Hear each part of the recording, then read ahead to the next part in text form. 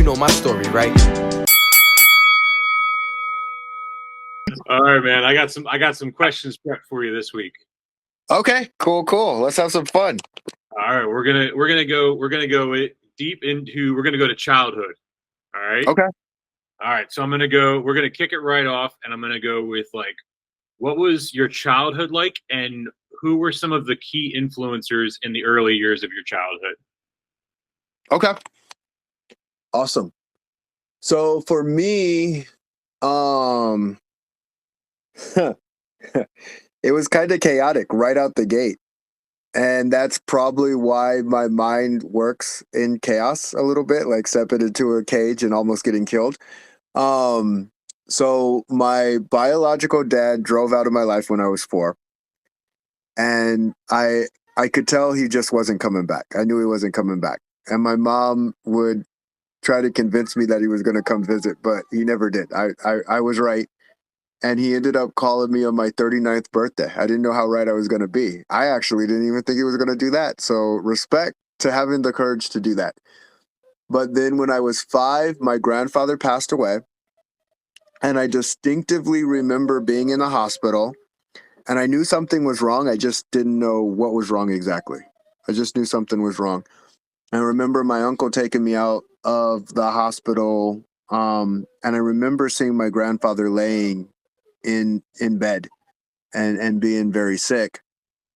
So fast forward, and not even a week in, we were at the funeral, and I got to see him in an open casket, and it scared the crap out of me. I'm like, oh my goodness, like I'm good. That's gonna be me one of these days. Like I'm gonna be in a casket, lifeless. Like holy crap!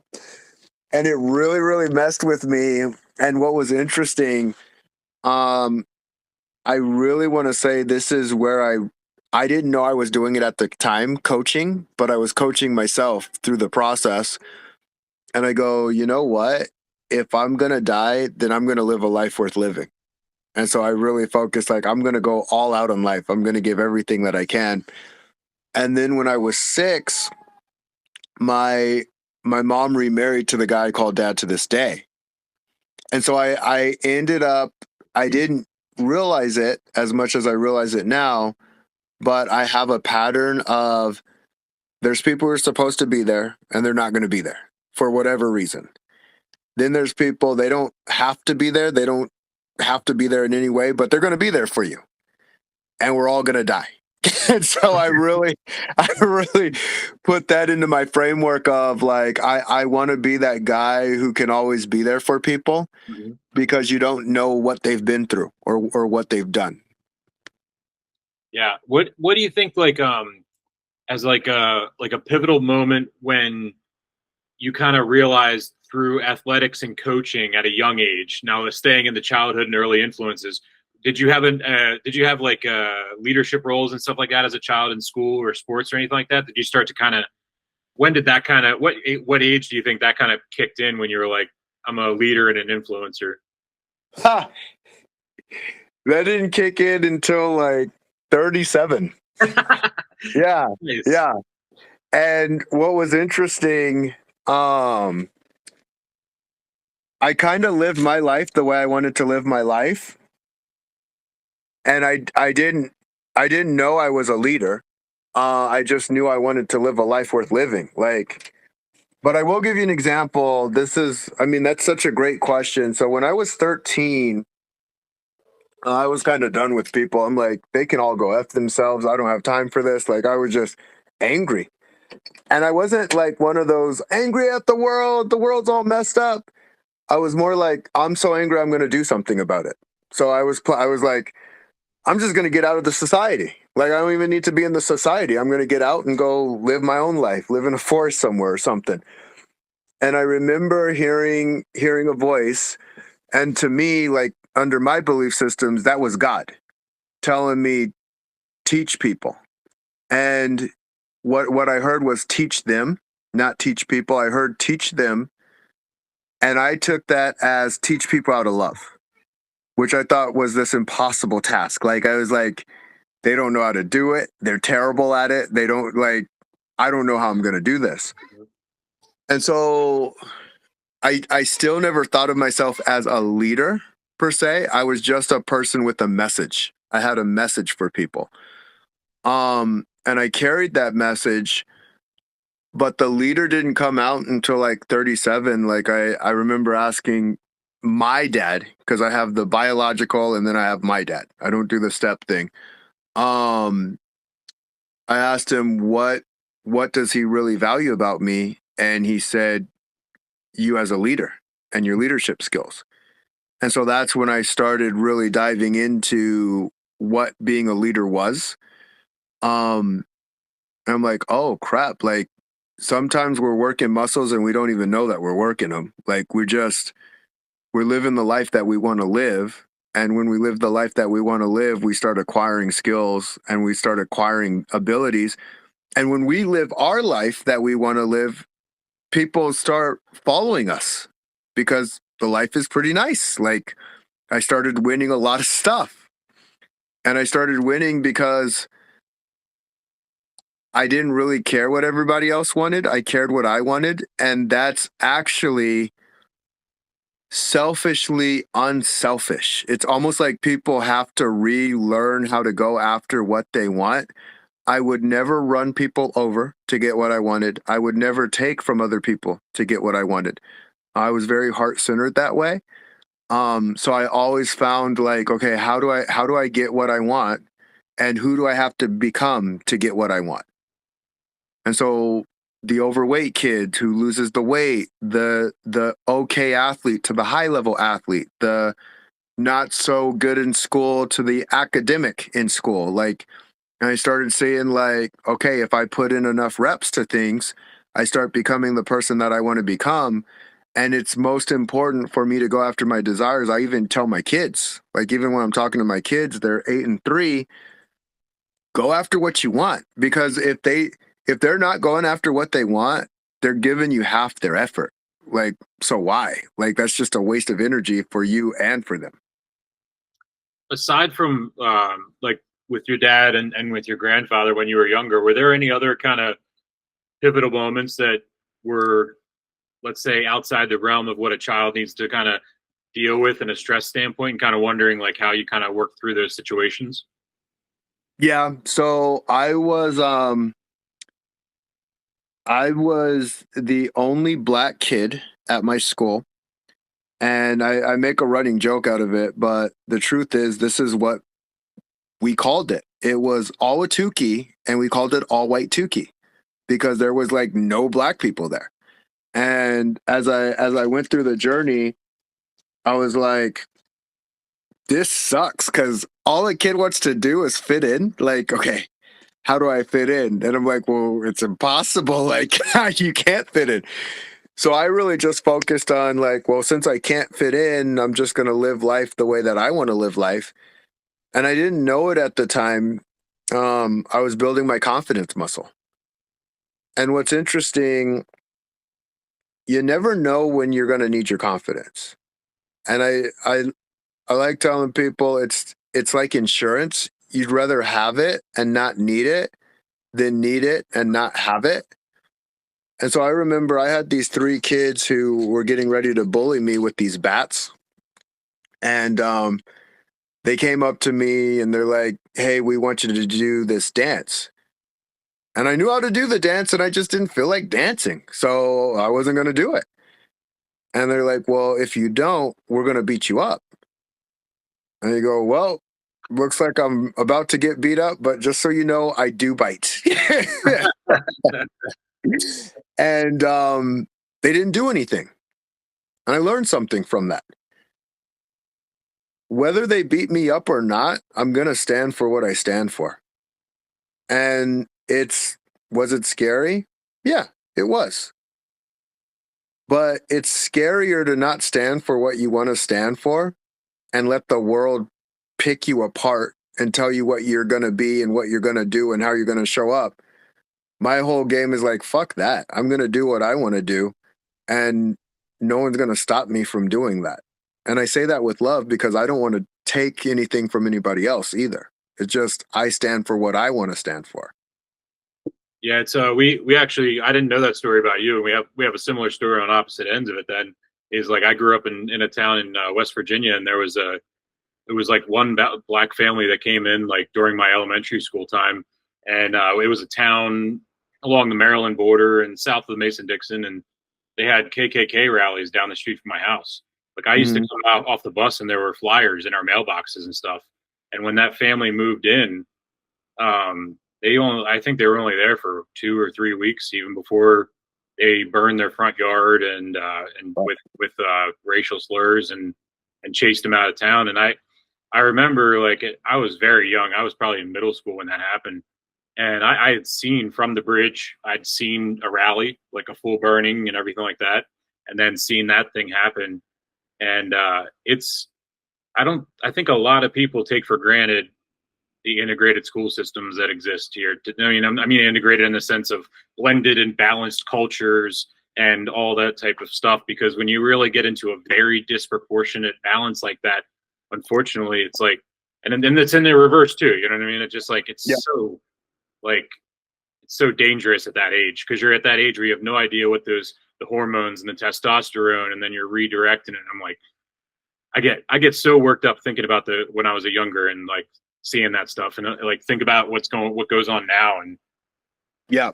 I don't know. Well, I, I don't want to divert, but when you said about the being the only black kid, I was just I needed you to know that like I lived that life on the yeah. opposite, and it was a scary life as somebody who didn't believe in what all those people believed in, to live in that town and be like, not being able to speak your mind. You know what I mean? Like I Yeah. couldn't speak my views the way I wanted to speak them because you were going to get retaliated on because despite the fact you had the same skin tone, Yeah. they weren't having any of that. Yeah. So Yeah.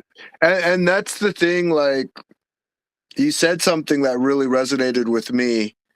Um, and I'm dropping it right now. Oh, take for granted. Take for granted. And I go like, oh crap, such is life. And what I mean by that is we all take things for granted. We take them for granted until they're not there anymore. And so when I look at leadership, the longer I live, the more humbler I get. And I go, oh, we're all taking something for granted. Like I remember I would look at a drunk person and be like, why are they acting so damn weird? Like they just need to calm down. Until I got drunk myself. Then I really, really quickly realized, oh, they're not trying to act this way. They just can't help themselves. And that's where I'm like, well, I'm not going to drink as much alcohol. Like I'm good with that because I don't like that feeling. But one of the best things I think anyone in America can do, because it's our brains. It's our brains saying this needs that. The truth is, are there problems? Yes, they exist. And when you can effectively communicate that your problem is the most important problem, and then you can effectively lead or influence people into making a change, easier said than done. And so a lot of people, as difficult as this is going to sound, and I know we have a pretty raw audience, so we should be good here, but it's looking at ourselves and saying, okay, if I want to change, I have to be the change because there's no way around that. There's no way around that. And it's like we're waiting for someone else to change it for us. It won't happen. it's like the old adages where when somebody's getting when somebody gets falls in a crowd or gets assaulted in a crowd or something like that, how long it takes for anybody to make the first motion of getting calling 911 or anything like that. Yeah. Let's talk a little bit about, we talk a lot about turning pressure into fuel. I want to Mm-hmm. talk a little bit about for a second, like the role of resilience. And so like using that resilience, and whether it's be through momentum or anything like that, how resilience played a role inside and outside the ring in your life. Yeah, I'm going to actually look up the definition of resilience because I really liked it. Um, and there was a piece. Okay. So resilience, the capacity to withstand or recover quickly from difficulties.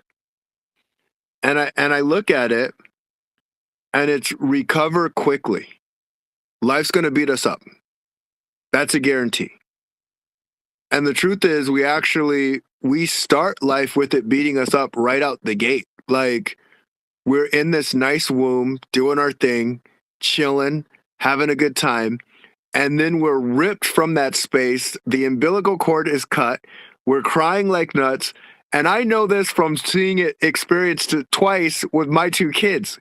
Because I'm like, holy crap, that's what I went through. Like, thank God I don't remember that. And I'm glad they don't remember theirs either. It's actually, it's very traumatic. And so it's the ability to recover. And when I look at anything, I go, okay, what do I have? That's the only question. I just ask the right questions. That's all it is. That's all resilience is. Because if I were to say like, my skin's so black, this isn't fair, and I did like even with people don't know how to love. Well, what do I have? Well, there's a forest out there somewhere that I can go live at, and no one would be around. Like I have something. I always have something. And so what I'm always doing is looking for what I have instead of looking for what I don't. Because if I look for what I don't, it's going to show up and it's going to show up big. When you were originally, let's say before pro, let's say in the amateur part, even going into amateur in the MMA world, it took up a lot of your time. It wasn't just a side gig or anything like that. Was your goal when you went into the amateur realm of MMA ultimately to get to the other one, or was it, I'm going to do something on the weekends to better myself in an athletic aspect and for my health and my body, or was a career always the plan? The career was the plan. Yeah, I don't like doing things just to do them. Mm-hmm. I like intentionality behind what I'm doing. So, I wanted to fight in the UFC as an amateur, but I also wanted to learn because ultimately all I have is learning lessons. So if I didn't have the jaw to be able to take a punch, if I didn't have certain skills, then I reassess. But I go after the thing and then I'm going to learn a lesson. Mm-hmm. And then I go after the next thing and then the next thing and then the next thing. And so it's been the same journey with entrepreneurship as it was with fighting. There's a lot of learning that has to go down. And then there's, okay, what adjustments are you going to make? What are you going to do? But I do like strategizing 3, 5, even 10 years down the line. I love entrepreneurship because you can strategize much further out than you could as a fighter. Like my strategy was, it was like a 10 to a 13-year plan just because I knew that the brain could only handle so much trauma before things start getting dangerous. And so that stuff I read up. I read for 6 months before I got my first fight, for 6 months to understand it, to understand what are the dangers, what are the consequences, what works, what doesn't work, why.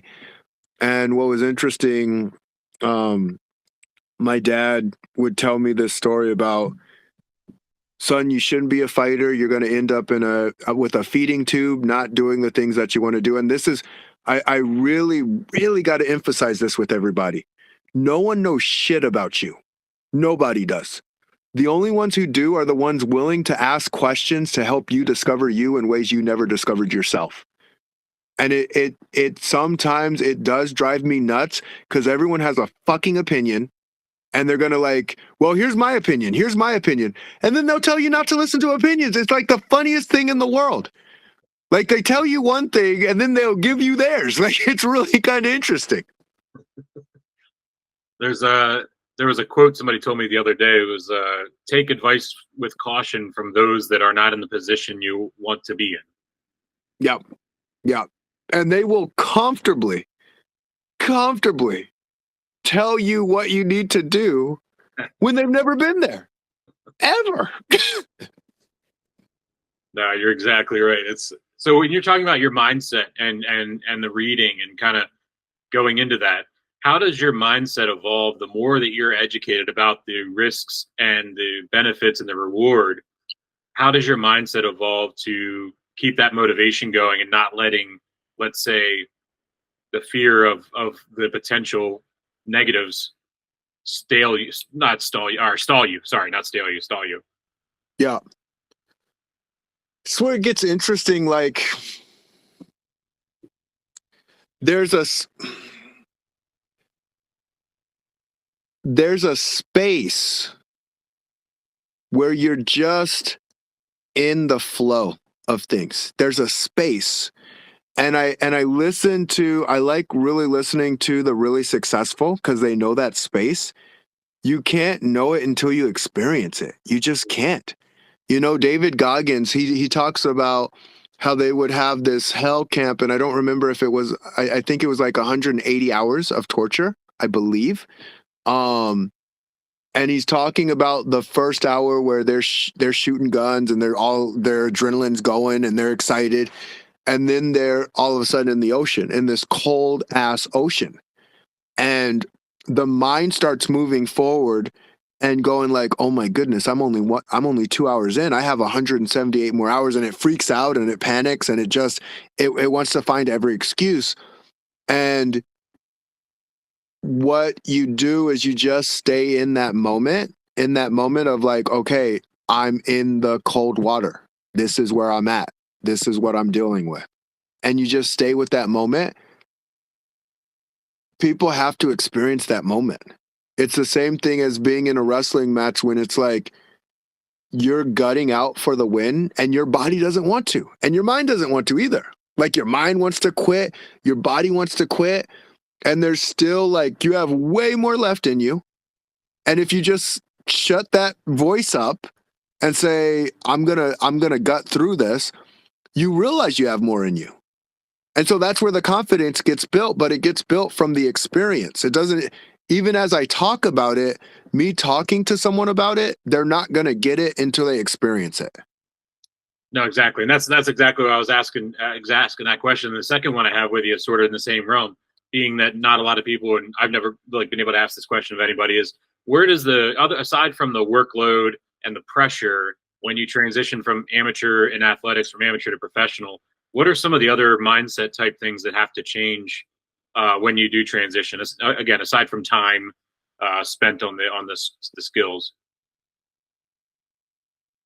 That's a great question because an amateur can be a professional and a professional can be an amateur.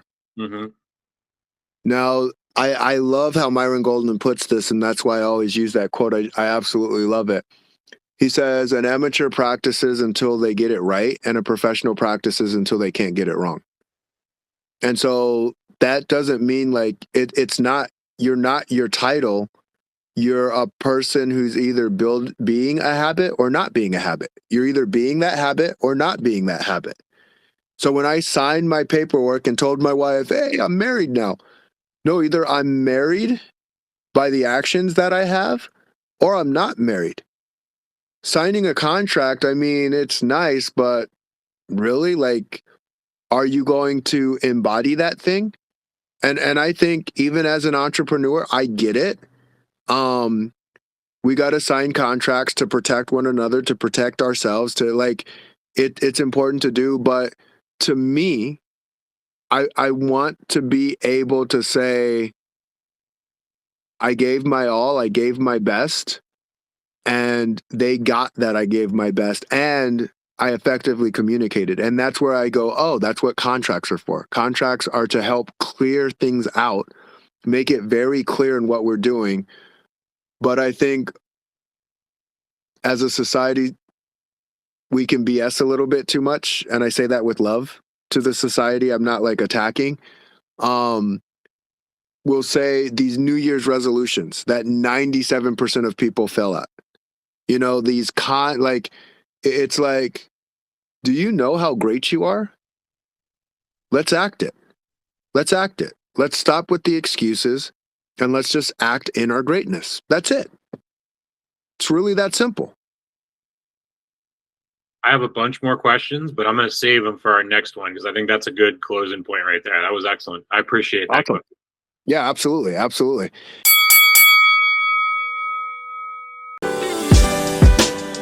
You know my story, right?